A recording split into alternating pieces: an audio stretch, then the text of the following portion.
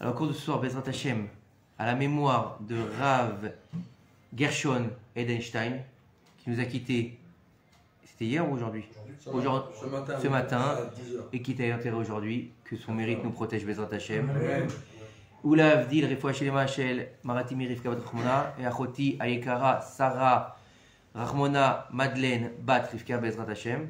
Nous avons des petits trucs aujourd'hui, donc on espère que ça va aller, Bezrat Hashem. Et je voudrais aussi dédier le shiur d'aujourd'hui pour Mélissa, Sarah, Suzanne, Anaël et Nathan Ben Rivka. Ces deux jeunes gens, vous savez qu'on est dans une période de deal en ce moment, c'est incroyable ce qui se passe. Il n'y a pas un jour sans qu'on me demande de faire Refoua Shelema pour quelqu'un. Je ne sais pas si on vous demande à vous, mais en tout cas c'est incroyable. Et alors il y a une vidéo qui circule sur les réseaux, est-ce que c'est eux, c'est pas eux? Samedi soir, ce jeune homme, Nathan, est venu chercher sa copine Mélissa. Ils sont partis à moto et ils ont été renversés par une voiture. Et ils sont dans une situation assez compliquée.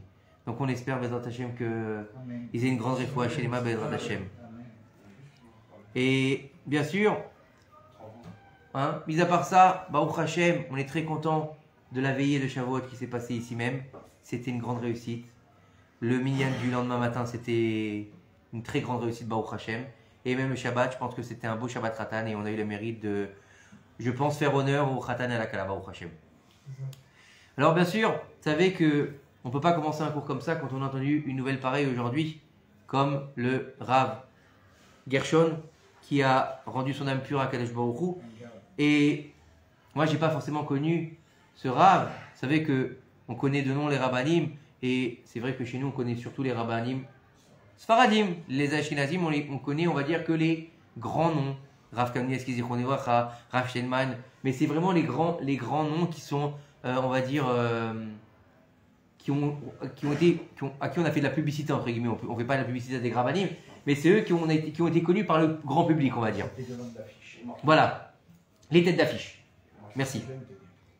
Et en fait, il faut savoir que c'était le directeur spirituel de la yeshiva de Poniovitch. Poniovitch est une des plus grandes yeshivas au monde. Bien sûr, depuis Poniovitch, elle a fait du chemin, puisque vous savez qu'entre-temps, c'est comme toutes les yeshivot, on a eu une migration des yeshivot à partir du moment où la Seconde Guerre mondiale elle a commencé.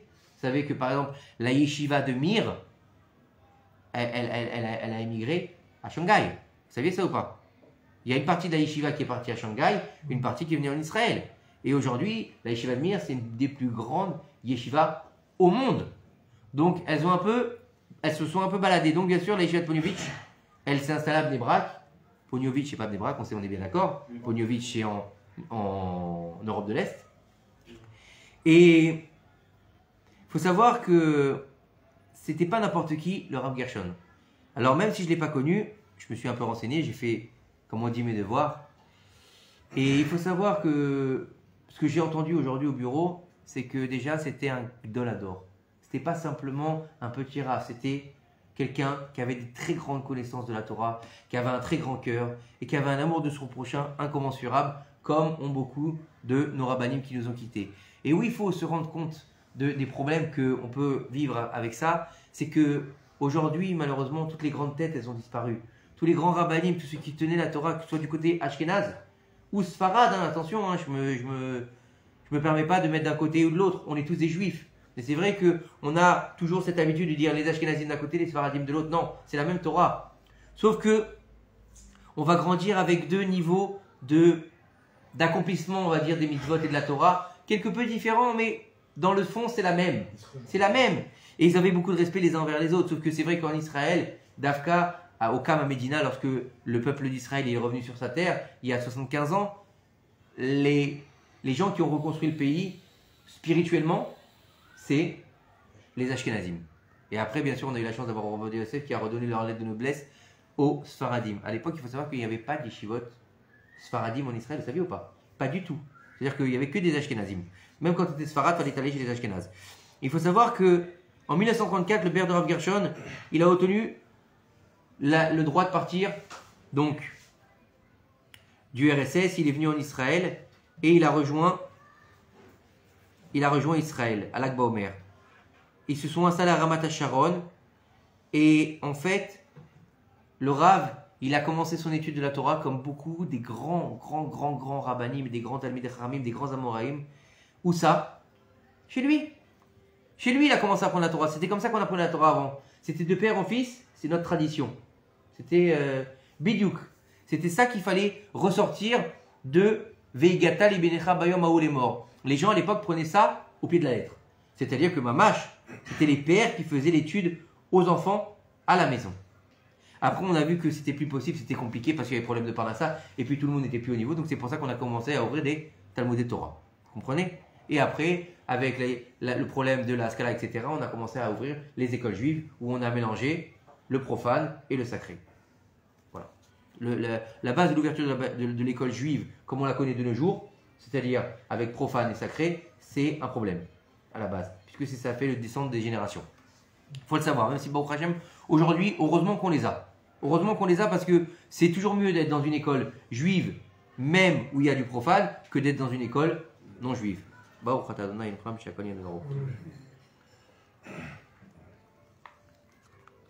Alors, son père, il est devenu Rav de la ville de Ramat Hasharon, et Rav Gershon était à Yeshiva de Lomza, à Petar Tikva.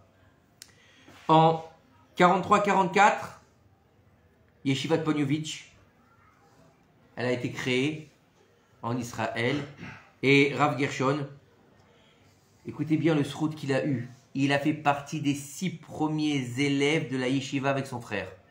Vous imaginez l'empire?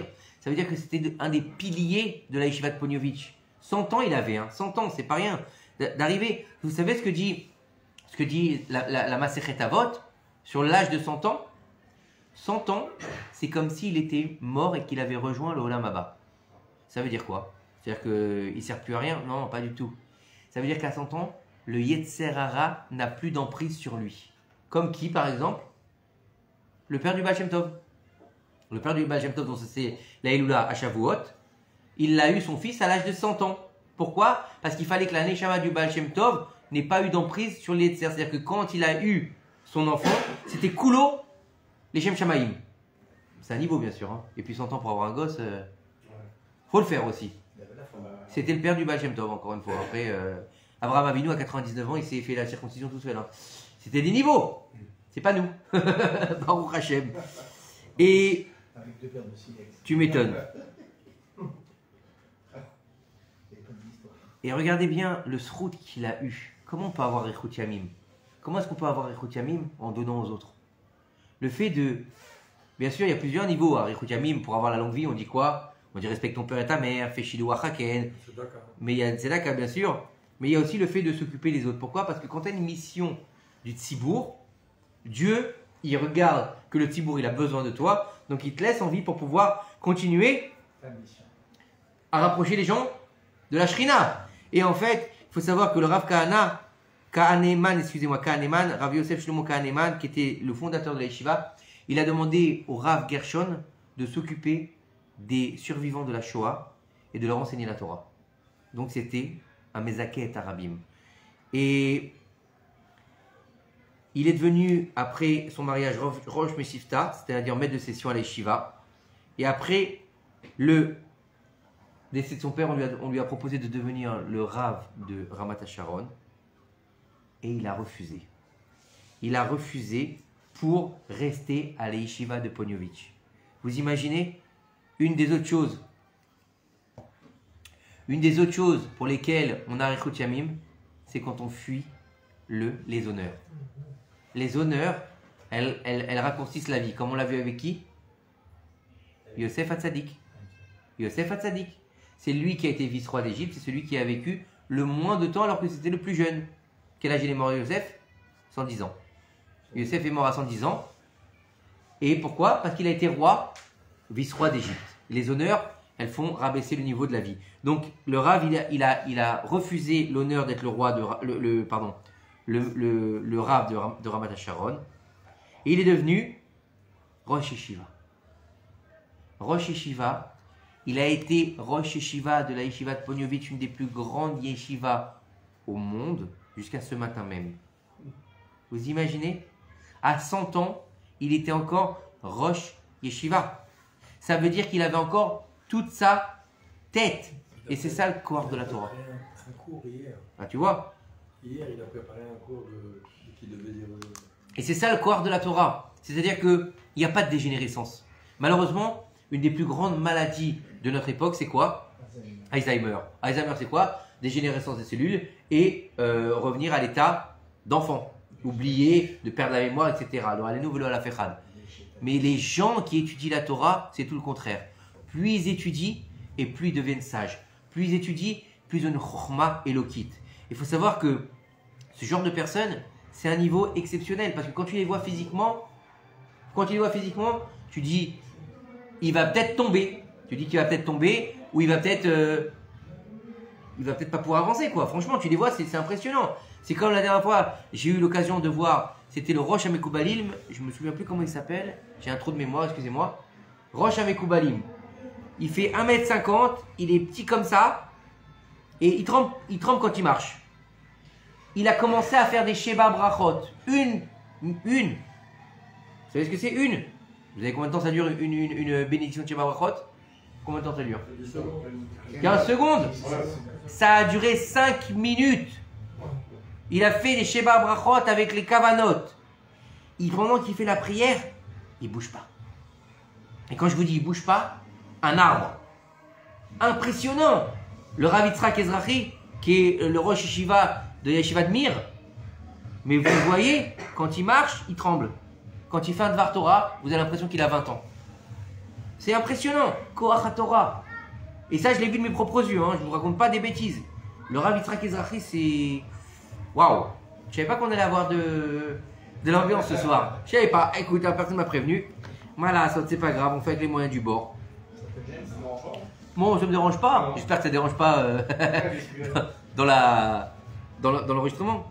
Et il faut savoir que j'ai trouvé ce texte intéressant sur lui. Et qu'est-ce qu'il a dit? Ah oui, il faut pas oublier quelque chose, c'est que, écoutez bien, le Rav Gershon Edelstein Zecher Tzadik Vekadosh Livracha, il a pris entre guillemets la place, donc la suite, parce que la place, personne ne prend la place. D'accord? La seule place qu'on a, elle est au cimetière.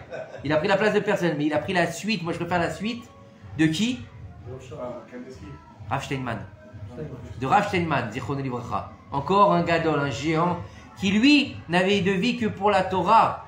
Que pour la Torah. Que sa maison, il ressemblait à un kajibi. Je vous dis franchement, sa maison au Rav Steinman, Zecher Tzadik Vekadosh Livracha, t'avais envie de pleurer quand tu étais chez lui. Sa maison, c'est un kajibi. C'est-à-dire qu'ici, où on est là, c'est un 4 étoiles à côté de sa maison. Je vous jure, hein, il étudie sur un tabouret. Et comme il n'était pas très grand, non, je vous raconte le tabouret, il était en ruine.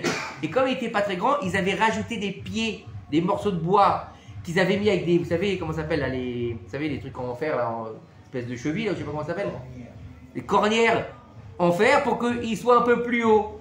Et il révisait toute la journée la Torah là-dessus, le pauvre. Et lui, il était content. C'est un niveau incroyable, C'est comme ce matin, j'écoutais un cours de Torah. J'écoutais un cours de Torah du Rav Sitruk Zichron Livracha, du Rav Chaim Yosef Chaim Sitruk ce matin. Et il parlait du Mashiach. Et il disait que il y avait le Chafetz Chaim. Le Chafetz Chaim, il était très pauvre. Il était très très pauvre. Le Chafetz Chaim.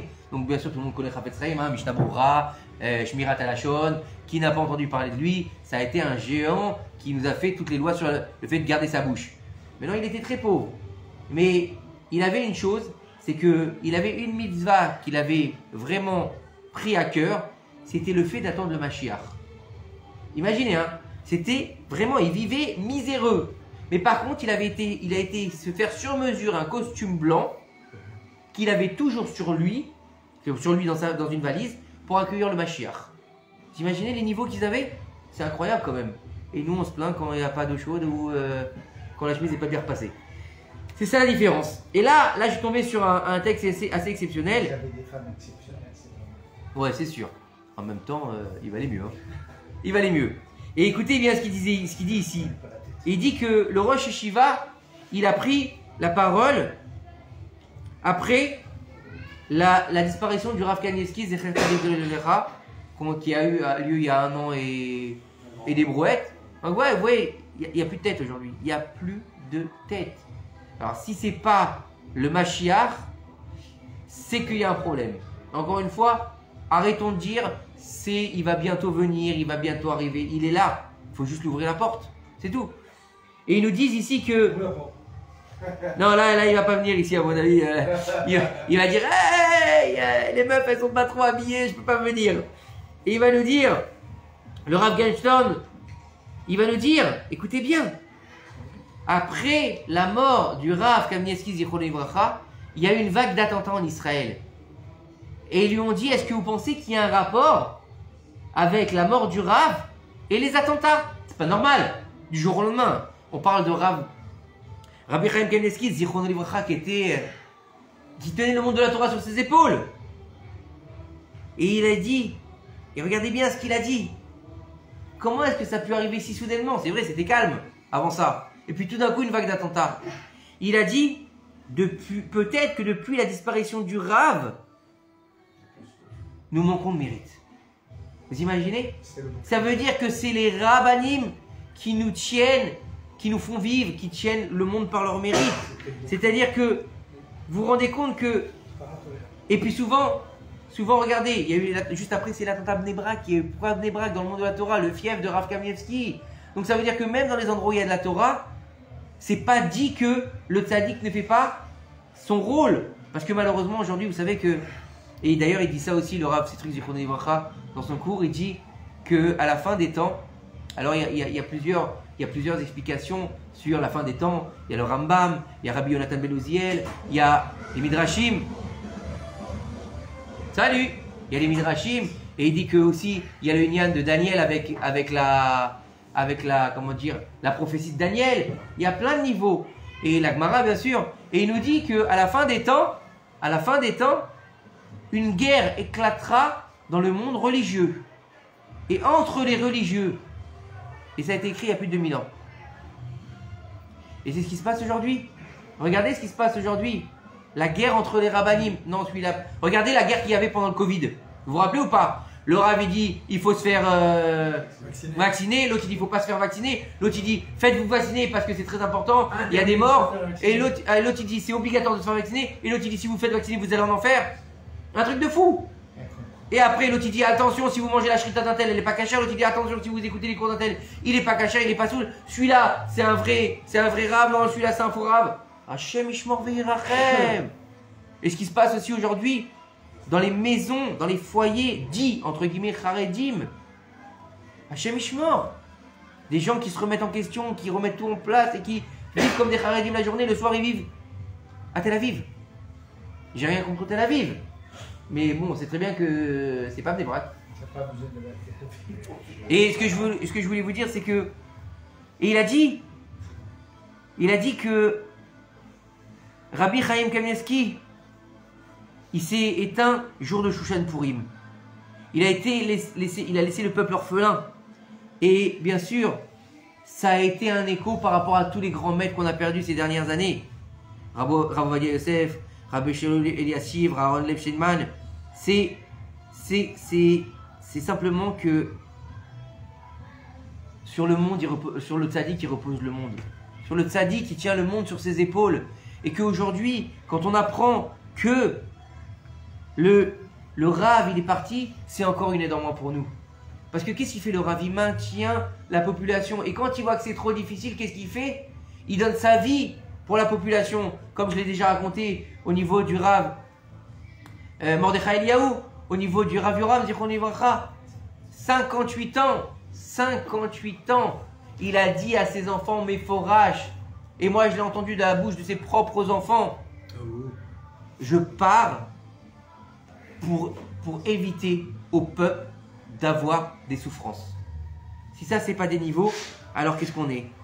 Et il faut comprendre que on a beau dire ce qu'on veut, on a beau dire on a un gouvernement de droite, on a un gouvernement fort, on a des soldats, Baruch Hashem, que Dieu les bénisse et les protège. Mais sans Dieu on n'est rien déjà.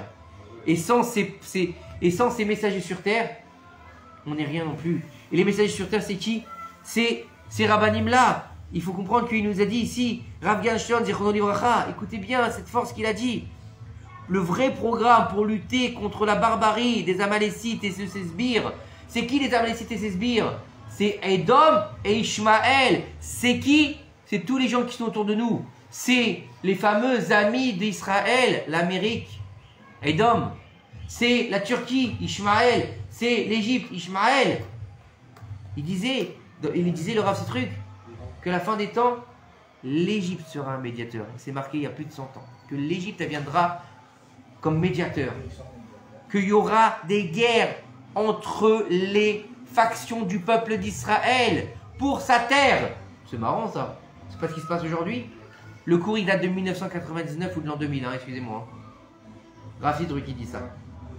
C'est énorme. C'est pas d'actualité, c'est tout ce qu'on vit. Que tout deviendra cher, que les dirigeants ils auront des têtes de chiens, qu'ils seront imbus de leur personne, qu'ils auront un pouvoir immense et que le peuple sera dans la misère. Bah excusez-moi, qu'est-ce qu'on vit aujourd'hui? Qu'est-ce qu'on vit aujourd'hui? Que tout sera très cher, qu'il y aura de la profusion mais qu'on n'aura plus rien acheter. Excusez-moi, hein, si on ne le dit pas. Et il nous dit ici, le Rav, nous devons nous renforcer dans 3 domaines. Parce que le monde y repose sur 3 piliers. Al-Shlosha Devarim Haolam Omed. À la Torah, à la Avoda, va la Gmilut Chasadim. Et il nous dit que c'est une Mishnah dans Avot. Et il nous dit ici le monde y repose sur 3 choses. La Torah, la Avoda c'est quoi? Le service sacrificiel. Le service sacrificiel aujourd'hui il n'existe plus. La Torah c'est quoi? L'étude de la Torah, pas shoot, c'est pas compliqué. Qu'est-ce que tu fais avec une Torah? Tu fais quoi? Tu prends le Sefer Torah, tu le mets dans ton armoire? Ça sert à quoi? Pas grand chose. L'étude de la Torah, la Avoda, c'est le service sacrificiel. Aujourd'hui, le service sacrificiel n'existe plus. Il a été remplacé par la Tfila. Donc la Tfila, savoir prier. Et la Gimilut Chassidim, savoir faire des activités de bienfaisance. Alors bienfaisance, attention, c'est pas que donner de l'argent à la Tzedaka. Et c'est pas que de dire, tiens, tu sais quoi, ils vont faire une synagogue, ils vont faire une yeshiva, je vais mettre la plaque. La plaque, c'est pas de la bienfaisance, c'est de la gava, ça. Faut le savoir, hein, c'est de la gava. La bienfaisance, c'est quoi? C'est surtout dans notre génération, c'est donner du temps aux autres. C'est donner une épaule aux autres. C'est redonner le sourire à son voisin. C'est ça qui est important. C'est ça qui est important parce que financièrement, ok, c'est bien, mais ça veut pas dire que tu vas lui enlever sa rasera. Nagid, il a des problèmes, il a un souci, tu vas lui donner 100 balles, ok. Mais il n'est pas bien parce qu'il a des soucis dans sa tête. Mais toi, tu lui as donné 100 balles et au revoir et merci. Est-ce qu'il va mieux? Non. C'est vrai qu'il va peut-être pouvoir s'acheter un sandwich. Mais une fois qu'il aura mangé son sandwich, il aura toujours les mêmes problèmes. Donc c'est tsumi, la tsumat lève, de lui donner ton cœur. C'est ça qui est important. Et donc il nous dit c'est ça. Il faut se renforcer dans ces 3 domaines. Et il disait autant que possible étudier plus de Torah. Plus de Torah avec plus de Yirat Shamaïm.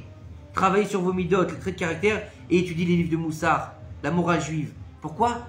Parce qu'il disait qu'aujourd'hui, il y a une vraie guerre spirituelle qui est menée dans nos vies, dans le monde juif, dans le monde religieux et contre le monde religieux.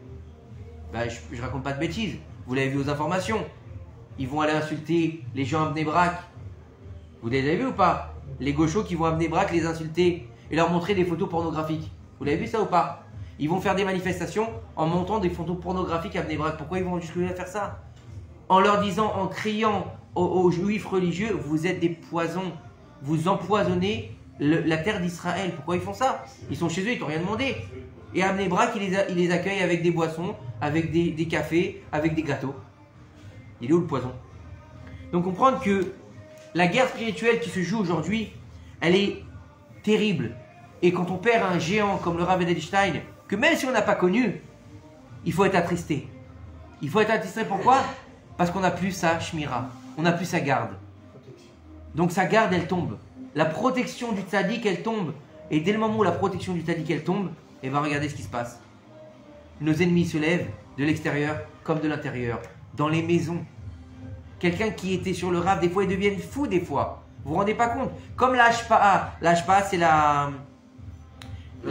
l'influence du Rav, elle n'est plus là. Il y en a qui craquent. Combien d'hommes et de femmes ils sont retenus par leur Rav? Vous savez ça ou pas? Est-ce que vous savez qu'ils se tiennent correctement parce qu'ils ont en face d'eux le Rav? Donc ils vont réussir à travailler leur minute parce que le Rav il est là. Et dès que le Rav il n'est plus là, eh ben, c'est comme un chien qui t'a enlevé la muselière. Vous comprenez? Et c'est un drame. C'est un drame. Donc, Bezrat Hashem, qu'on arrive à comprendre que c'est chaud ce soir.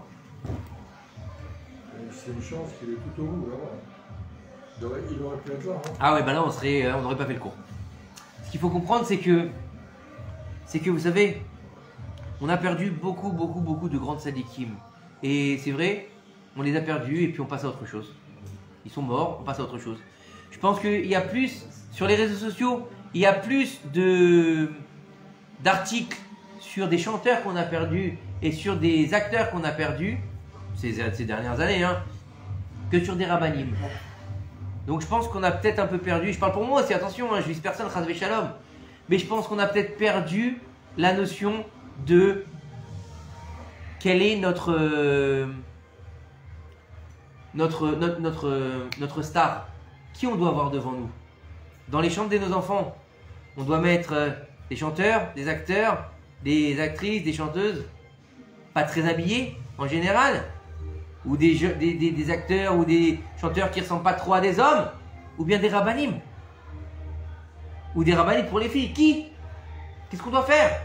Et aujourd'hui, je pense qu'on a perdu vraiment les valeurs de la dmout. La dmout, c'est quoi? La représentation du tzaddik. Et on l'a mis beaucoup trop de côté, et malheureusement, on s'est trop laissé influencer, d'une part, par la vie qu'on a eue en Chutz La'aretz, et d'autre part, par la guerre qu'il y a aujourd'hui chez les tzaddikim. Et vous savez surtout par quoi on s'est laissé influencer? Par les miracles. Des mekoubalim qui vont nous dire notre vie, qui vont nous dire toi, t'as fait que ça, toi, t'es comme ça, viens, je vais te faire un miracle et tu vas voir, ça va aller mieux. Koach Hatuma. Donc surtout pour ça, faut éviter. Et une fois que tu es rentré dans la force obscure, qu'est-ce qui se passe? Eh ben, tu lui appartiens. Et quand tu lui appartiens, eh ben, elle te bouffe de l'intérieur. Donc tu n'as plus de notion pour voir les choses. Donc il faut revenir à nos fondamentaux. Et nos fondamentaux, je pense que c'est qui? C'est en tout cas ce que je pense aujourd'hui, si je peux me permettre à mon petit niveau de transmettre un message, que ce soit à vous ou sur les gens qui nous regardent sur les réseaux, c'est de retrouver la dmout, l'image du Rav. L'image du Rav, l'image de... Ne parle pas des grands professeurs de médecine. J'ai pas compris, excuse-moi Josiane. Comme ne parle pas des grands professeurs de médecine, j'ai pas compris. J'ai pas dit que les grands professeurs de médecine n'étaient pas bien. Bref, ce que je veux dire, c'est que faut remettre à sa place la dmout du Rav, du vrai Rav, et avoir cet amour pour la Torah vis-à-vis du Rav. Parce que c'est vrai qu'on adore quand il y a une Achnasat Sefer Torah. On adore quand il y a un nouveau Sefer Torah qui rentre dans une synagogue. On adore l'embrasser. C'est vrai ou pas? Vous voyez dans la rue, même il y a des gens, ils n'ont rien à voir avec l'histoire. Dès qu'ils voient un Sefer Torah, ils courent, ils viennent, ils l'embrassent. Même les femmes, elles viennent, elles l'embrassent. Et pourquoi tu n'embrasses pas un Sefer Torah vivant comme le Rav Edelstein? Pourquoi tu n'embrasses pas un Sefer Torah vivant comme le Rav Ovadia ou comme tous les rabbanim qui sont encore vivants, Baruch Hashem? Pourquoi tu les embrasses pas? Parce que pour toi, ce sont que des hommes. Mais il faut savoir que eux, c'est des Sefer Torah vivants. Mais le parchemin, autant Kadosh que c'est, excusez-moi, Sefer Torah c'est Kadosh, c'est Kodesh Kodashim à Sefer Torah. Mais le parchemin, c'est quoi? C'est de la peau de bête morte. Vous voyez la différence? Et c'est ça malheureusement qu'on n'a pas compris. Enfin, ça c'était pour le Rav Edelstein, Zichron Livracha, que son mérite nous protège. Et en fait, j'ai trouvé un texte aujourd'hui qui était intéressant, qui nous disait que on va voir dans les parachutes qui vont venir beaucoup de choses qui vont se passer dans le peuple d'Israël. Et notamment, on sait que dans le peuple d'Israël, dans le désert, il y a eu 42 stations. 42 stations, ils sont passés d'un endroit à un autre. De Pitom à Ramsès, ils vont été après à Sukkot, à Etam, etc., au Sinaï. Il y a plusieurs endroits où ils ont été. Et on sait très bien que c'était pas les Bnei Israël qui décidaient où est-ce qu'ils devaient aller. Un chat, ça fait du bien. Ah, grâce à Dieu. C'est dur, là c'est encore plus difficile que d'habitude. Mais ce que je veux vous dire, c'est que il n'y a pas quelqu'un qui disait bon, alors, ça ne te dérange pas? Oui, c'est parce que je parle en même temps, c'est peut-être ça, c'est plus difficile. Et c'est pas quelqu'un qui disait bon, il est 9h du soir, on est resté trop longtemps ici, allez, on va à l'autre camping. Ça suffit, aujourd'hui on a fait le michou ici, demain on fait le michou autre part. Non, c'est pas ça. c'est pas les Juifs qui décidaient quand est-ce qu'ils devaient partir, c'était Akadosh Baruch Hu. Et comment ils savaient? La nuée de gloire, elle commençait à bouger. Pendant 40 ans dans le désert, on a eu un grand miracle. D'ailleurs, on a eu 3 grands miracles grâce à nos 3 grands prophètes et prophétesses. On a eu le puits de Myriam grâce à Myriam, justement. Le puits de Myriam qui était non seulement un puits, un lac et un mikvé. Sympa, quand même, dans le désert. Ça le fait, non? C'est sympa quand même, hein? Par Moshe Rabbeinu, pendant 40 ans, on a mangé à satiété sans avoir à s'embêter. Ni tu travailles, ni tu vas chercher faire le marché, ni tu vas chez Oshera, ni tu vas chez Rami Lévi. Rien! Tu as juste à récupérer ta manne et la manger. 40 ans, grâce à Moshe Rabbeinu, on mange de la manne. Plus ou moins bonne, plus ou moins chaude. Bref, c'est pas le problème. Et où ton père? On voit les messages. Ah, bah bien, il vient de Marseille. C'est pour les Parisiens. et par le mérite d'Aaron, à Cohen, on a eu les nuées de gloire. Et ces nuées, c'était pas simplement des nuages, c'était pas un nuage magique, c'était pas un truc un peu spécial. C'était des nuées qui protégeaient le peuple sur les côtés, en dessus, au-dessus, en dessous, derrière et devant. Et bien sûr, qui plus est, le soir, on avait une nuée en plus qui était une nuée de feu pour pouvoir éclairer le peuple, aussi bien quand il voyageait que quand il devait rester sur place. Ah, ça sert d'avoir l'éclairage des feux. Non, quand tu es en voiture. Il vaut mieux. Et en fait, dès que les nuées elles se mettaient en mouvement, qu'est-ce qui se passait? On y allait, on commençait à avancer. Et le Rambam, il nous dit des fois, les Juifs, ils arrivent à un endroit qui n'était pas top, comme on l'a vu avec Mara, les eaux amères. Ils sont arrivés là-bas, ils ont commencé à grogner sur Moshe. Tu nous as amenés, on va mourir, il n'y a pas d'eau, il n'y a pas de truc. Et ils ont voulu s'en aller. Et la nuée, elle ne bouge pas forcément. Et des fois, ils sont arrivés dans un endroit, Ezekef, on est bien, il fait bon, il y a de l'eau, il y a des dattes, c'est l'oasis dans le désert. Et là, ils arrivaient et les nuées de gloire, elles s'en allaient. Et imaginez, ils bougeaient, ils allaient, des fois 2-3 jours, ils commencent à s'installer. On y va, des fois dans la même journée, ils devaient repartir. Et c'est terrible. Des fois, ils avaient fini de déballer leurs affaires. Imaginez, ils sont dans le désert, donc ils ont des chariots, ils ont le bétail. Ils arrivent à un endroit, ils commencent à faire leur tente, comme au camping. Ils mettent leur tente, ils commencent à ranger, mettre leurs affaires pour le soir. Elles sortent les casseroles pour faire à manger. Et puis là, tout d'un coup, la nuée commence à bouger. Et hop, tu refermes ton barda et tu dois partir. T'en as marre, t'as pas envie. Imaginez, pendant 40 ans, ça dure. Imaginez le niveau d'inconfort que c'est pour une famille entière. Pour une femme qui doit préparer à manger, qui doit s'occuper de ses enfants, qui des fois a des périodes pas très agréables. Laisse-moi tranquille, je reste où je suis, non? Et eux, ils suivent pendant 40 ans dans le désert et vas-y que je te suis. C'est éprouvant. Alors à quoi ça sert? À quoi ça sert d'être autant dérangé? Vous savez que dans la Torah, il y a toujours un but. Rien n'est laissé au hasard. C'est-à-dire que tu ne descends pas? Rien n'est laissé au hasard. Rien n'est fait parce que c'est le hasard des choses. Oh bah tiens, on est là et puis demain on est autre part. Non, pas du tout. Chaque lettre dans le Sefer Torah a sa place. Chaque espace entre les lettres, elle a sa place. Donc, c'est pas n'importe quoi. Et en fait, on peut dire que il y a une phrase qui dit Rabot machashevot belev ish va'atzat Hashem itakum. Rabot machashevot, beaucoup il a de pensées, belev ish, dans le cœur de l'homme. L'homme, il fait beaucoup de projets. Je vais faire ci, je vais faire ça, je vais être qui, je vais être ci, je vais être ça. Demain, je serai un grand riche. Va'atzat Hashem itakum. Et le conseil d'Hachem, c'est lui qui va se lever. Ça veut dire quoi? C'est lui qui aura le dernier mot. C'est-à-dire que tu peux faire ci ou faire ça. C'est lui qui va décider ce que tu vas faire. Et en fait, il faut savoir que Dieu, il a des plans. Et le moment où il va changer nos plans, c'est une question de Emouna. C'est une question où ta Emouna, elle va être mise à rude épreuve. Toi, tu as décidé je veux être médecin.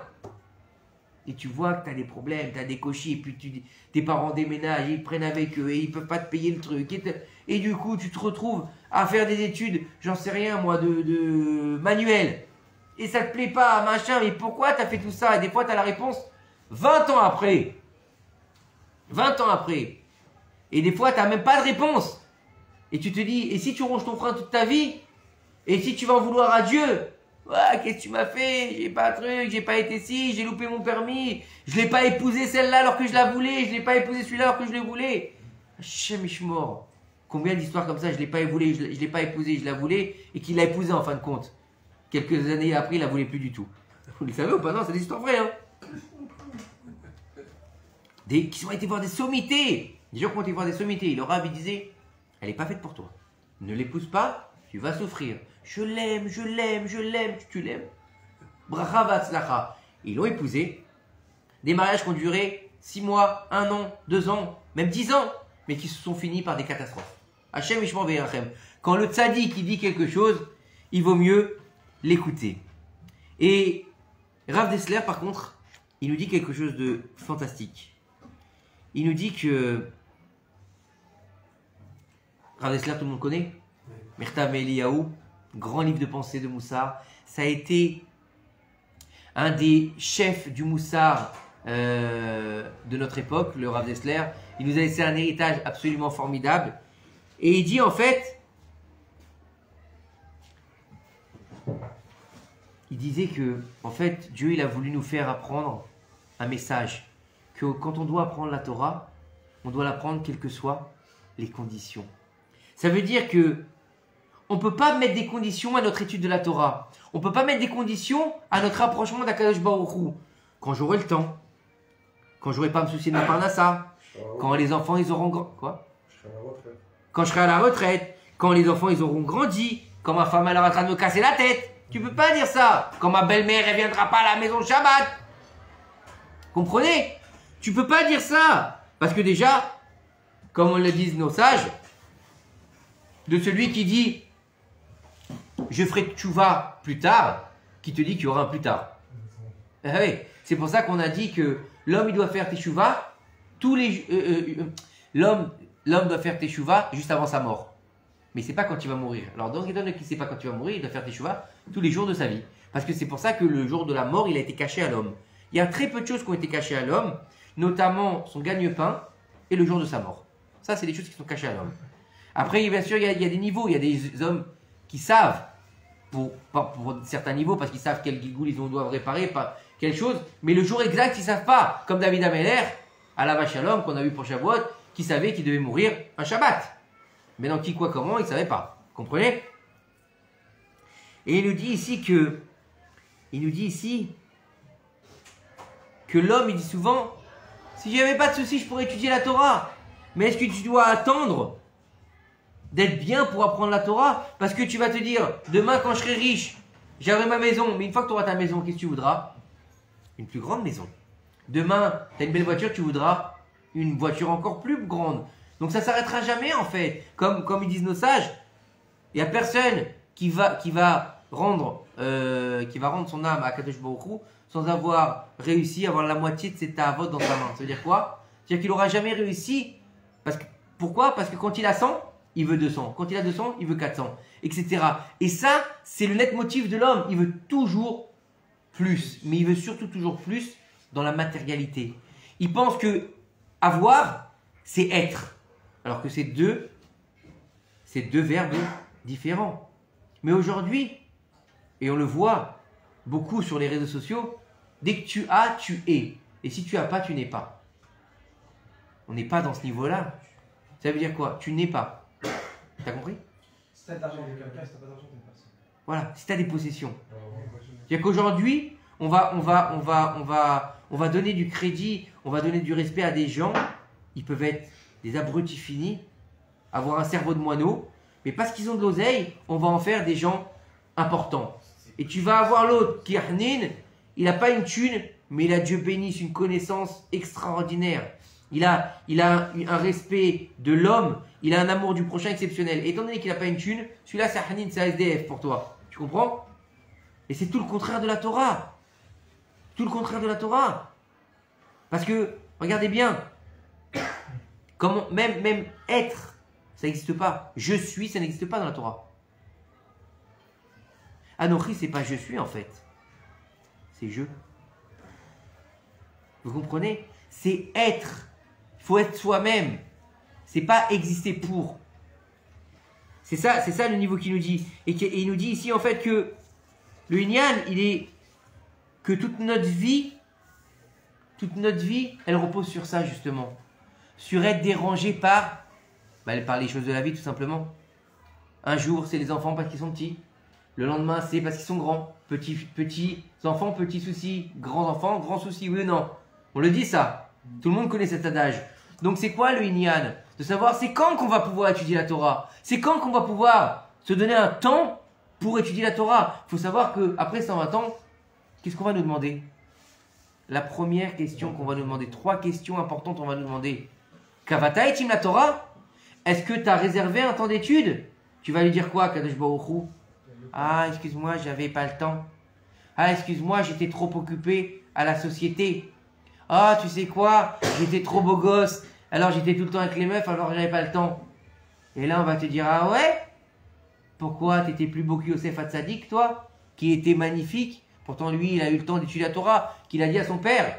Il lui a envoyé des graines de fèves et du vieux vin. Pour lui expliquer qu'il avait toujours, bien qu'il était en Égypte, le royaume de la Touma, qu'il avait toujours étudié la Torah dans le Iyun et dans le Pilpoul. On est plus beau que Yosef, nous?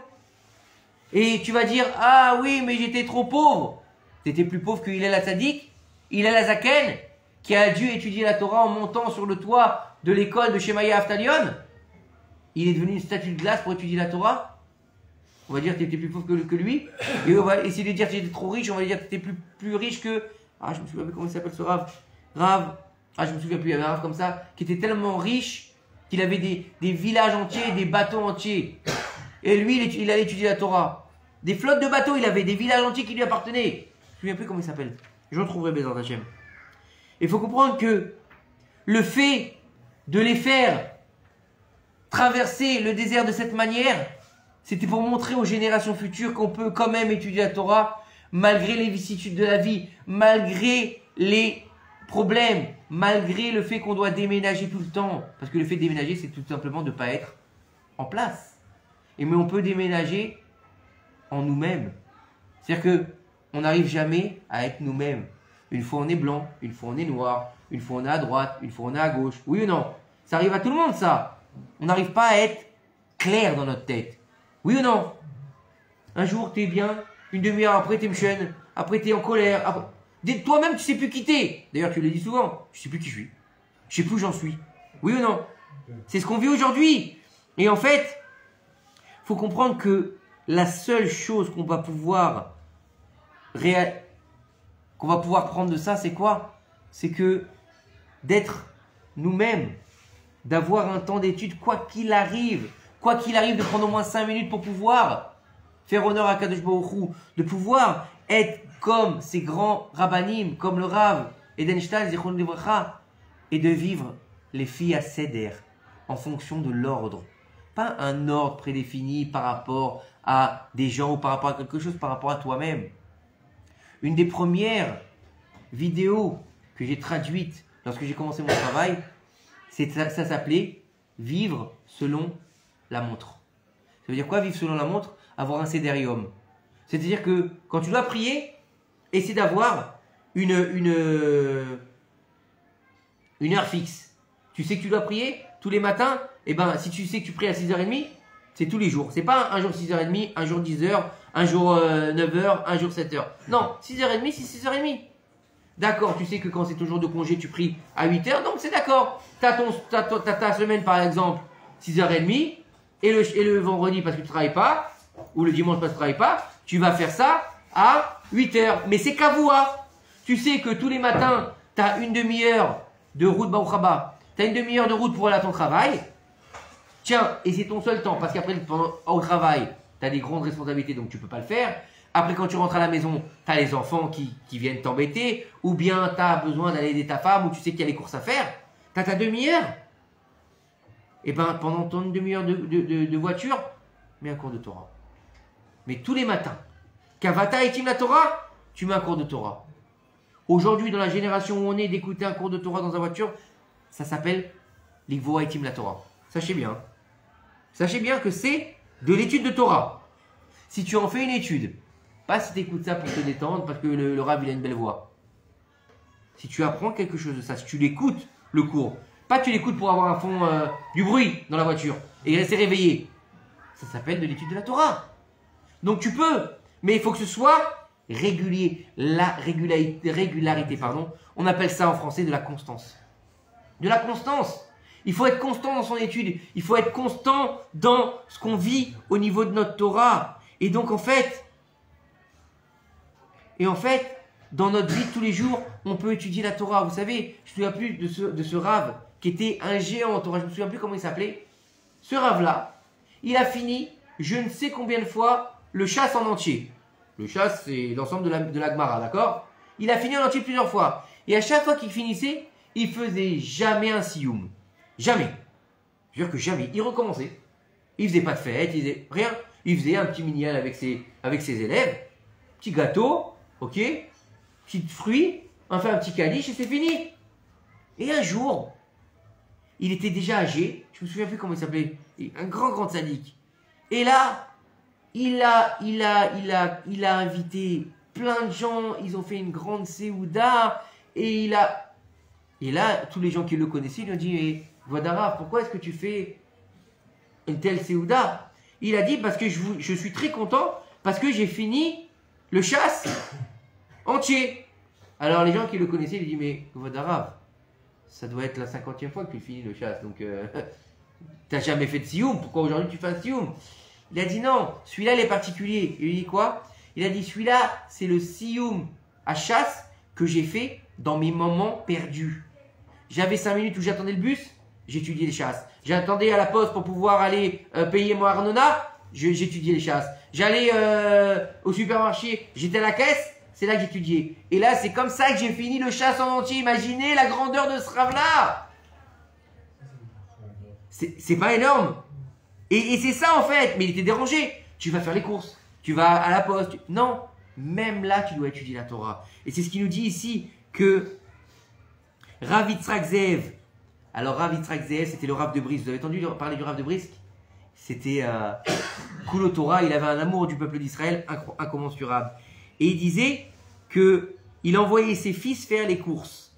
Et on lui demandait pourquoi est-ce qu'il envoyait ses fils faire les courses au lieu de les laisser étudier la Torah tranquillement à la yeshiva. Et il expliquait que il voulait habituer ses enfants à étudier la Torah, même superficiellement, dans leur activité de tous les jours. C'est-à-dire que même quand ils avaient une activité qui n'était pas liée à la Torah, il fallait qu'il y ait de la vie de la Torah dans cette activité. Et ça, c'est ce qu'on va apprendre de ces grandes personnes, ces grands hommes qui sont ces géants en Torah qui nous ont quittés ces dernières années, de comprendre qu'ils nous ont nourris par une Torah, non seulement dans les yeshivot, mais à l'extérieur des yeshivot. Le Rav Yitzhak Ezrachi, qui est le Rosh Yeshiva de la Yeshivat Mir, c'est un Rav qui n'a pas une minute à lui. C'est un Rav qui est Kulo Torah. Quand je vous dis Kulo Torah, ça veut dire qu'il étudie tout le temps. Toutes les années, veille de Shavuot, il part en Chutz Laaretz. Pourquoi? Écoutez bien, pour aller, et en général il part en France ou au Maroc, dans les pays francophones, pour aller faire du zikouï arabim, pour aider les gens en Choul à se rapprocher de la Kadosh Baruch Hu. Et vous comprenez les niveaux qu'ils ont? C'est des grands hommes. C'est des géants. C'est pas simplement la perte d'un Rav qu'on a subi aujourd'hui. On a subi la perte d'un pilier du monde. C'est ça qu'il faut comprendre. Et vous savez, le niveau que on arrive à avoir, c'est combien de temps qu'on parle là? C'est combien de temps? Ouais. Encore un peu de temps? Encore un peu de temps? Parce que je suis obligé de partager ça avec vous.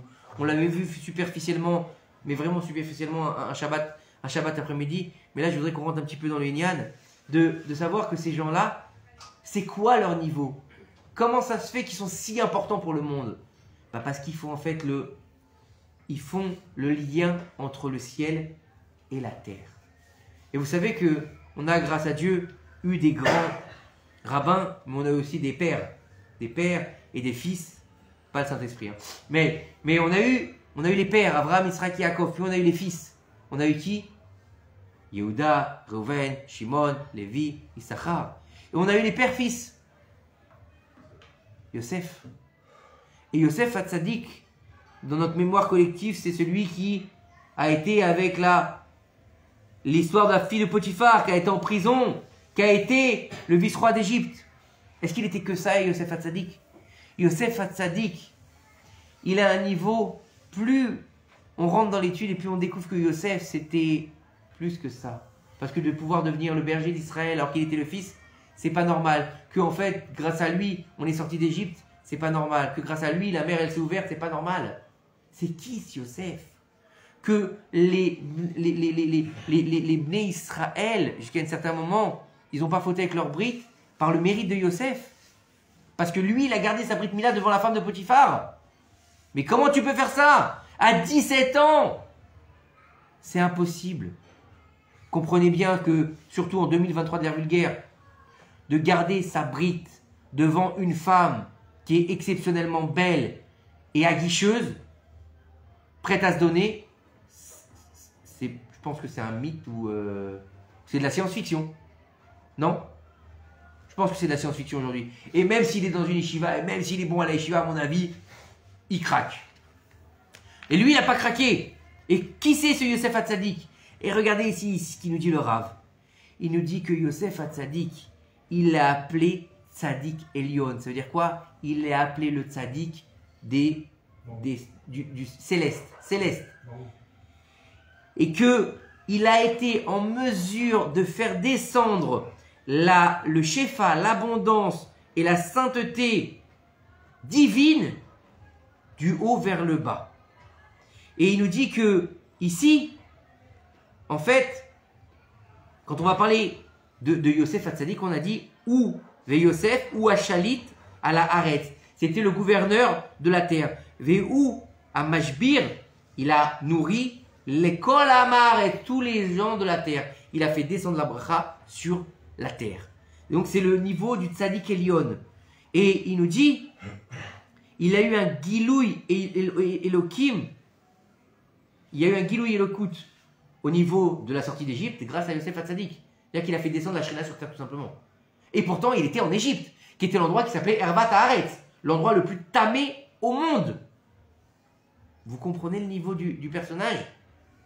Et et Yosef Hatzadik, regardez bien, tout son cheminement qu'il a fait avec ses frères.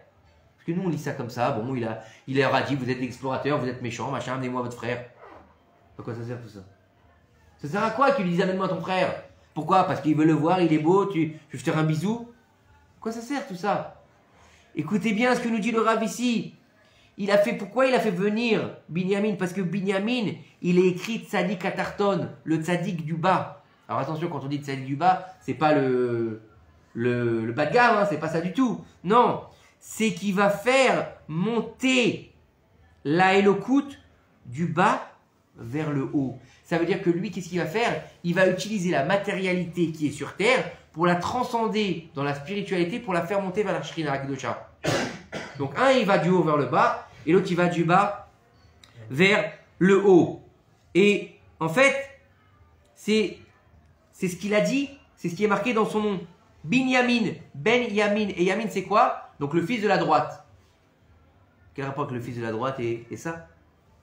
Et le fils de la droite, pourquoi? Parce que il te dit que c'est le fils d'Abraham Avinu. Parce qu'Abraham Avinu, c'est quoi? Abraham Avinu, c'est Midat HaChesed. Et le Chesed, c'est Haolam Chesed Ibané. Par le monde, il a été créé par le Chesed. Et le monde, c'est où? Bah, c'est en bas. C'est où on vit. Donc Binyamin, si c'est le fils de la droite du Chesed, il est obligé d'être en bas. Donc c'est lui qui va faire monter la Elokut au niveau de la Shrina du bas vers le haut. Et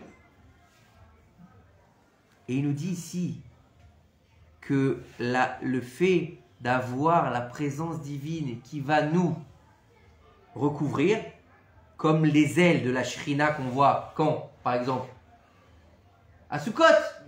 À Sukkot, on nous dit qu'on est mitachat à Shrina. Kanfe à Shrina, les ailes de la Shrina. On nous parle dans la Soukha. Il nous dit c'est grâce à la Neshama de Binyamin. Donc en fait, il y a un jeu qui est dynamique entre Yosef et Binyamin. Donc ça veut dire que en fait, c'est il nous donne une capacité, le tzaddik, de recevoir, de nous lier et aussi de donner l'abondance.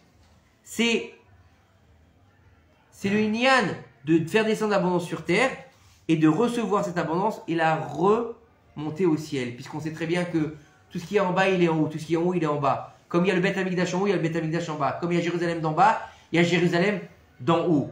Et que plus on va faire vivre le Jérusalem d'en bas, et plus le Jérusalem d'en haut, il va vivre. C'est comment? Torah ou mitzvot. Et d'où il va descendre le troisième Beth Amikdash, Bezrat Hashem bientôt? D'en haut. Il y a une marloquette, comment est-ce qu'il va descendre, comment est-ce qu'il va être fait? Est-ce que c'est nous qui allons le faire? Est-ce que c'est... L'ADA la plus simple, on va dire, qu'on va garder, c'est qu'il va descendre du ciel et qu'on va faire les finitions. En espérant que ce ne soit pas nos cousins qui fassent les finitions, parce qu'ils sont pas très bons dans les finitions. Ils sont même nuls, je dirais. Hein. Parce que franchement, vous buvez rien aujourd'hui, vous êtes à la diète. C'est la mise en place qui fait ça. Bon, c'est gentil. Ça donne soif de parler. Et... Ouais, c'est pas grave. Je dors pas ce soir. Parce que si Dieu veut, ce soir, à 1h du matin, tu pars dans le nord, sur l'équipe de Tzadikim, Bezrat Hashem. Ah, c'est pour ça que tu bois? Non, pas du tout. Bezrat Hashem, on va prier pour tout le monde, Bezrat Hashem. On va prier pour la tzlacha tout le monde, la réfoua chez les tout le monde, la tzlacha du Bet Knesset, bien sûr. Et que Bezrat Hashem, Akadosh Baruch Hu, il nous ouvre toutes les portes. Bah tiens, tu vois, il nous ouvre les portes, il y a quelqu'un qui ouvre la porte. C'est à quel sujet? On peut vous aider? Je veux écouter un petit. Ça va, eh ben bienvenue, viens avec nous. Assis-toi, trouvez-lui une petite place. Ça ne vous dérange pas, non? Si, là, ça me si. Attends, est-ce que tu risques de bouger la caméra? Si tu peux te mettre là. On peut lui faire une petite place. Parce que là, ça risque de bouger la table et ça risque de me déranger au niveau de l'enregistrement. Merci beaucoup. Bienvenue. On est là tous les mardis, tu peux venir tous les mardis. Non, pas là. Ah, allez, viens. Ah, bah c'est pas grave, c'est pas loin. Et c'est pour ça qu'il nous dit que le lien du tzaddik Elion et tzaddik Tarton, il est hyper important. C'est pas possible qu'il y ait un et pas l'autre. Les deux, ils ont besoin de vivre ensemble.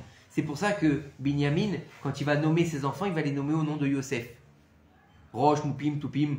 Vous allez voir là-bas dans les 10 enfants de Binyamin, ils sont tous nommés aux enfants. On lui dit pourquoi tu les as nommés comme ça? Il a dit Rosh parce que ma Roche, ma tête, mon aîné, il est plus là. Choupim, c'est parce que mon frère, il n'était pas ma choupa. Toupim, il n'a pas dansé avec moi, avec les tambourins.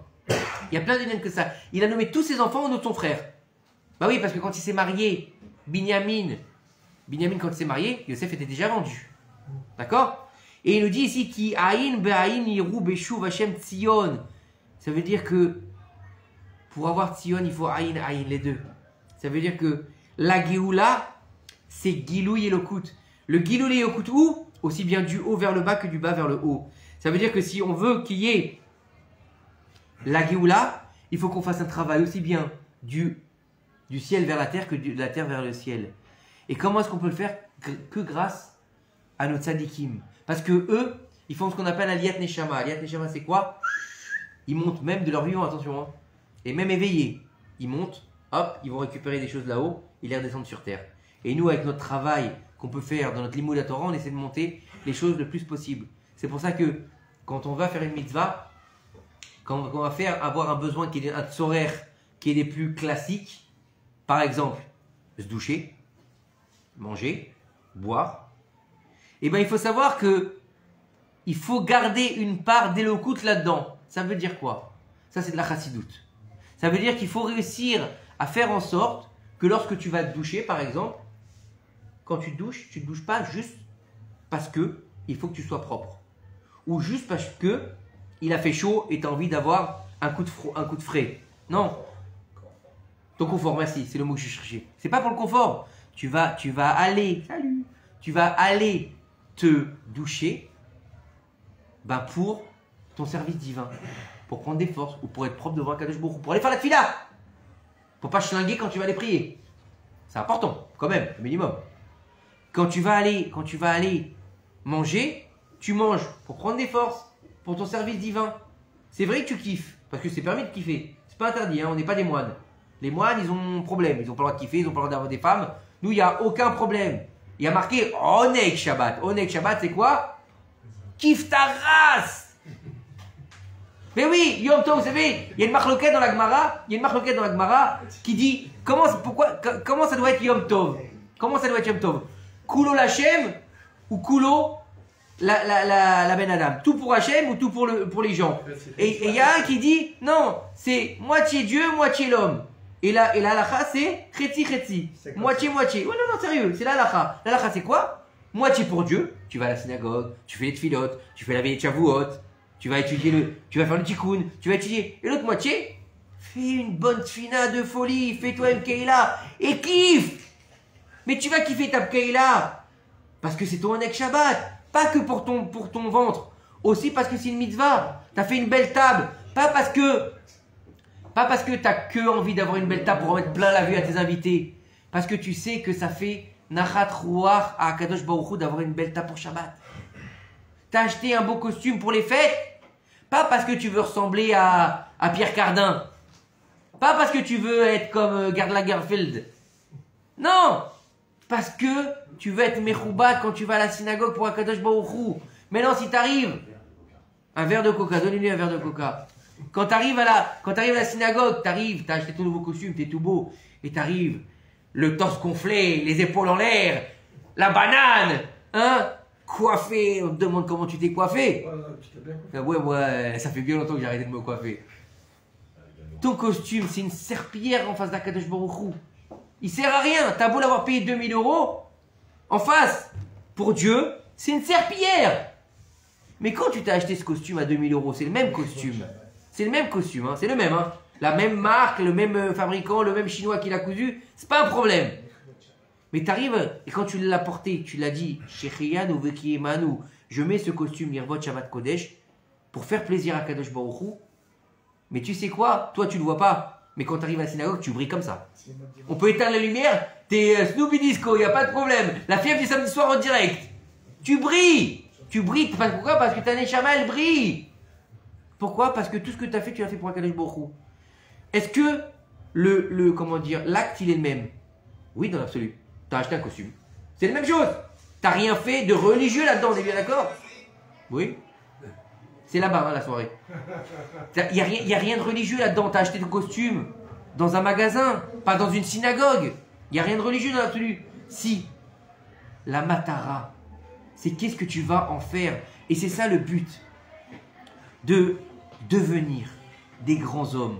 C'est-à-dire que, en fait, nous on prend toujours l'exemple des grands rabbanim, des grands tzadikim, qu'eux ils brillent par leur lumière, qu'eux ils vont dévoiler la Elokut au monde. Vous voyez, Rav Ovadia Yosef, tu le regardais, c'était une lampe allumée en pleine obscurité. Et tu le voyais, je veux dire, tes yeux. Mais alors, il n'y a que lui qui peut faire ça? Non. La Elokut, elle est en chacun de nous. Le divin, il est en chacun de nous. Il n'a pas dit, Akadosh Baruch Hu, au don de la Torah, il a pas dit, Asher, Bachar, Bachem, je les ai choisis, eux, là, les religieux, les tzadikim, les grands tzadikim, l'élite du peuple, les 36 tzadikim. Il n'a pas dit ça, Kadosh Baruch Hu. Il n'a jamais dit ça. Il n'a jamais dit le monde, il repose sur juste les religieux ou juste sur les rabbanim. Il a dit, j'ai choisi ce peuple, ce petit peuple, le peuple à la nucrède, celui qui est le plus détesté au monde, celui qui est le plus misérable de tout le monde. Oui, t'es revenu? Ferme. C'est nous qui l'a choisi, c'est nous tous. Et on a tous en nous une part de divin. Mais nous, on ne l'utilise pas à bon escient. La question qu'on doit se poser aujourd'hui, quand on a une telle catastrophe pour le monde juif qui s'abat sur nous, la perte d'un géant en Torah, c'est une catastrophe, pas simplement à l'échelle de ces chassidim, à l'échelle du monde orthodoxe, à l'échelle du monde juif. Pourquoi? Et à l'échelle du monde entier. Pourquoi? Parce que le monde, il tient sur le tzaddik. Donc la question est de savoir, mais qu'est-ce qu'on attend nous aussi pour devenir des grands hommes? Qu'est-ce qu'on attend pour nous aussi faire briller cette Elokut à notre niveau? Car je le répète, et je l'ai déjà répété à maintes et à maintes reprises, après 120 ans, on ne va pas nous demander pourquoi on n'a pas été Rav Ovadia Yosef, pourquoi on n'a pas été Rav Steinman, pourquoi on n'a pas été Rav Gershon Edelstein Zichron Livracha. On va nous demander pourquoi tu n'as pas été toi. Pourquoi tu n'as pas fait ta mission de vie? Pourquoi tu n'as pas réalisé ce pourquoi tu as été envoyé sur terre? Pourquoi au lieu d'utiliser ce que je t'ai donné à bon escient pour diffuser la Torah, les mitzvot et les maasim tovim, tu as nourri que ton âme animale? Pourquoi tu as fait vibrer que ta panse au lieu de faire vibrer toute ta neshama? Pourquoi aujourd'hui tu ressembles à un bout de viande qui est jeté dans la tombe et qui n'a plus aucun niveau parce que tu n'as même pas transmis à tes enfants le divin? Ils ont pris ton oseille et c'est tout. Ni t'as un kaddish, ni t'as une pierre tombale descente, ni t'as un frère qui dit kaddish pour toi. Walou. L'autre il est en boîte de nuit, l'autre il est parti à Ibiza, l'autre il s'est acheté des voitures. Ils ont dilapidé ton héritage. Et toi, ils viennent même pas te voir une fois par an au cimetière. Qu'est-ce que tu as gagné? C'est vrai que tu as travaillé toute ta vie. Mais qu'est-ce que tu as semé? Des graines pourries. Donc il ne te reste plus rien de toi. Alors que l'autre, il a semé des graines, il s'est investi, il a réussi sa mission de vie. Il a bien vécu. Il a eu de l'oseille. Et alors? Ouais, mais avec son oseille, il a soutenu des yeshivot. Avec son oseille, il a étudié la Torah. Avec son oseille, il a mis ses enfants dans des talmudim de Torah. Avec son oseille, il a créé des synagogues et des kolélim. Mais des vrais. Vous savez, parce qu'il y a une différence. On l'avait déjà vu avec Iléo, tu te rappelles ou pas? Une synagogue où on parle. Vous savez ce qui se passe? Vous savez ce qui se passe ou pas? La prière, elle reste dans la synagogue. Et on étouffe. Parce qu'il y a tellement de prières qu'à un moment donné, il n'y a plus d'air. Elle ne respire plus. Et étant donné qu'on parle, vous n'avez pas vu le petit shiur de Torah du Rav Twitou sur le respect de la synagogue? Vous l'avez vu ou pas? Non, toi tu l'as vu, c'est toi qui me l'as envoyé. Vous l'avez vu ou pas?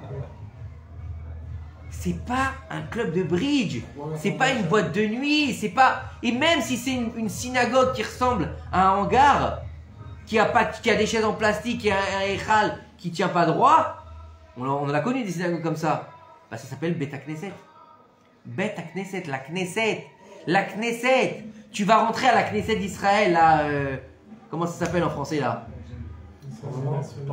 Le Parlement. Tu vas mettre ton costume, tu vas être bien habillé, tu vas parler doucement. Alors que là-bas, c'est un bête bochette. C'est bon, je vais pas dire en français ce que ça veut dire. C'est pas très cachère là-bas. Mais tu viens à la synagogue, n'importe comment, n'importe quoi, tu parles, tu te fais la bise dans certaines synagogues. Bon, nous on n'a pas ce problème-là parce que elles sont dehors. Mais je veux dire, comment tu peux te faire la bise à une femme dans la synagogue en face du Echal? Comment est-ce que tu peux être habillé n'importe comment? On parle pas de quelqu'un, il est comment dire, il est poèle et il vient à Mincha parce qu'il vient d'arriver de son chantier, donc il est plein de peinture. Lui c'est un ange, il est rempli de peinture mais derrière lui il a deux ailes. Pourquoi? Il a tout arrêté pour venir à Mincha. C'est un ange. Mais l'autre il vient n'importe comment. Pas parce qu'il était embêté, il n'a pas pu changer, non, parce qu'il en a rien à foutre.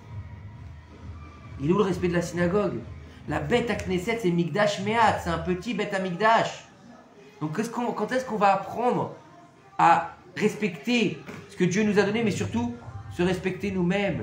Et de cette étude, de voir que Yosef Hatzadik, c'était Kedushat Elyon, et son frère aussi, sauf qu'ils avaient deux niveaux différents. Quand est-ce qu'on va réussir à enfin trouver cette force en nous, en tant que Ben Israël, Ben Torah, parce qu'on est tous des Ben Torah, qu'on le veuille ou non, on a tous ça en nous. On a tous ça en nous, comme nos fils, comme nos filles, comme nos femmes, comme nos mères, comme nos pères, on l'a tous, puisqu'on a été choisis pour être ça. Comme elle est cette fameuse affiche sur les réseaux sociaux, j'ai pas choisi d'être juif, c'est comment? Hein? J'ai juste eu de la chance. T'as pas eu de la chance, t'as été choisi. C'est une grandeur d'être juif. C'est une grandeur. Et si Dieu il a nous donné cette capacité, si Yosef il a pu le faire, si Moshe il a pu le faire, si Aaron il a pu le faire, si Rav, Gershon, Edelstein il a pu le faire, pourquoi nous on ne pourrait pas le faire? Pourquoi nous on ne pourrait pas le faire à notre niveau, à notre mesure, à notre mission? Qu'est-ce qu'on attend? Vous savez, il y a une chanson qui disait qu'est-ce qu'on attend pour être heureux? Moi je dirais peut-être au jour d'aujourd'hui, en 2023 de l'ère vulgaire, qu'est-ce qu'on attend pour être juif? Qu'est-ce qu'on attend pour être juif? Parce que être juif, c'est bien. Ta maman elle était juive, Baruch Hashem, t'es né juif. Mais est-ce que ta vie, elle fait de toi un juif? Est-ce que tu es prêt à recevoir le Mashiach? Est-ce que tu es prêt à servir dans l'armée d'Akadosh Baruch Hu? Est-ce que si demain on va dire le Mashiach il est là, tu vas lui dire quoi? Attends, j'ai pas fini ma série? Attends, j'ai pas vu mon truc pas cachère. Attends, faut que je fasse mon forex. Qu'est-ce que tu vas lui dire au Mashiach? Attends, on ne dit pas quelqu'un qui tombe. On ne dit pas quelqu'un qui a fait tchouva et qui se relève, au Hachem. On ne dit pas ça. On parle que tu es conscient et que tu n'as pas envie d'avoir le Mashiach. Qu'est-ce que tu vas lui dire? J'étais un juif de Kippour. J'étais un juif de cœur. J'étais un juif du Marais. J'étais un juif de chez Zazou. Qu'est-ce que tu vas lui dire? À un moment donné, on a tous fait des erreurs. On a tous grandi avec ce Inyan de Hitbolelut, de l'assimilation. C'est vrai. Mais à un moment donné, il n'est jamais trop tard pour prendre conscience de notre valeur. On est tous des enfants d'Israël. On est tous des grands hommes. On est tous des géants. Mais aujourd'hui, on est des nains. Dans la génération où on est. Mais on a la chance d'être des nains sur les épaules de géants. Et qui c'est qui voit plus loin? Le géant ou le nain? Le nain. Donc encore une fois, à nous de nous mettre debout. Et d'enfin réaliser les prophéties de la Torah. De réaliser que après toute la violence qu'il y aura dans la paracha de Kitavo, qui est en rapport avec le siècle de la Shoah, on rentrera dans la paracha de Nitzavim. Nachon? Kitavo, Nitzavim. Et Kitavo, il y a 98 malédictions dedans, oui ou non? Dans les 98 malédictions, allez les lire en français et dites-moi si c'est pas ce qu'il y a eu pendant la Shoah. Allez les lire. Ils vous tueront, ils vous laisseront vos cadavres sur terre. Vous ne comprendrez pas qu'est-ce qui se passe. Jamais on n'aura vu de tels massacres. Vous mangerez vos entrailles. Allez voir ce qu'il y a écrit. Mais après les 98 malédictions de la paracha Kitavo, on rentre dans l'ère messianique. Et la Torah, c'est quoi? C'est une prophétie. C'est pas un livre de contes. Et vous savez ce qui a marqué dans la paracha Kitavo? Kitavo, on a dit 98 malédictions. Qu'est-ce qui a marqué dans la paracha Nitzavim? Écoutez bien. Et bien que tu sois loin, Kadosh Baruch Hu, il viendra te chercher et te ramènera sur ta terre. Et ça équivaut à quand? Vous savez à quand la paracha Nitzavim? Vous savez que toutes les parachiotes, elles sont coupées en période. 2000 ans dans 1000 ans de Tohuvavu, 2000 ans de 2000 ans de Tohuvavu, 2000 ans de Torah et 2000 ans de Géoula. Ok? Et on est dans les 2000 ans de la Géoula. Et le livre de Nitzavim, il équivaut à la date de la création de l'État d'Israël. Qu'est-ce qu'on a fait? On est revenu sur notre terre.